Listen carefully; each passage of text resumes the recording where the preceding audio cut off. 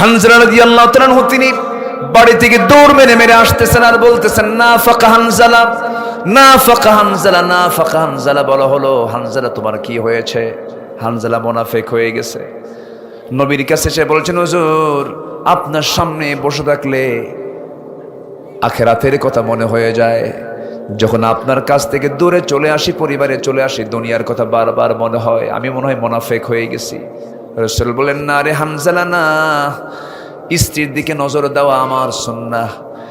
স্ত্রীর জন্য খরচ করা সাদগা, সন্তানের জন্য লালন পালন, এটা সাদগার কাজ, ভালো কাজ না। ওরে হানজালা তুমি মুনাফিক হও নাই, তুমি আমার প্রিয় সাহাবী। জোরে বলেন সুবহানাল্লাহ। তারা কি আশঙ্কা করতেন? আর আমার দেশের কিছু দরবার আছে, জান্নাতের টিকিট দিয়ে দেয়, মুরিদ হও, গরু পাঠাও, তুমি জান্নাত পেয়ে যাবা। জোরে কর নাউজুবিল্লাহ।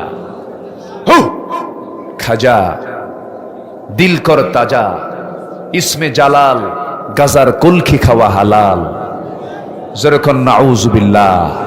এরকম ভণ্ড দরবার আমার দেশে আছে না নাই? আসতে বলবেন না, আছে না নাই?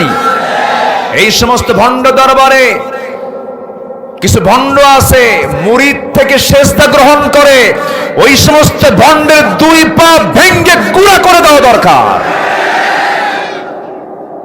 শিরিক আছে যেখানে, প্রতিবাদ সেখানে। শিরকের কোনো কাজ আমরা করব না, করতে দেব না। আমার বাপ ইব্রাহিম আলাইহিস সালাম শিরিক সহ্য করছেন? শিরিক সহ্য করছেন?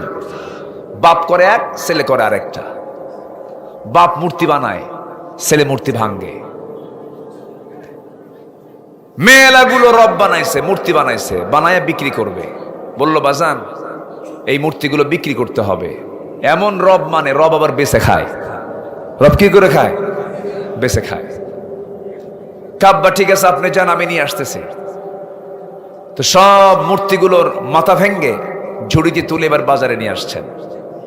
বাজারে রাখা মাত্রই সব মূর্তির মাথা ভাঙ্গা দেখে এখন বাপ বলে, আজর বলে, ইব্রাহিম তুমি করছো কি এটা? সব তো ভাঙচুর হয়ে গেছে। বলছে, আব্বা কি বলবো, এই বিশাল ঘটনা।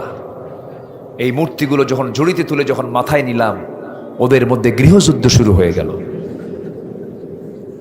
আমি বললাম থাম, ওরা কথাই শুনলো না।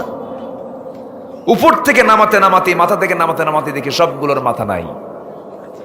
বাপ মনে মনে কয়, কোন গ্রামার খাটাইছিস বুঝি না। আমার বাপ করলেন কি আর আমরা করি কি? আজরের ছেলে ইব্রাহিম মূর্তি ভাঙ্গে, আর ইব্রাহিমের সন্তান আজররা মূর্তি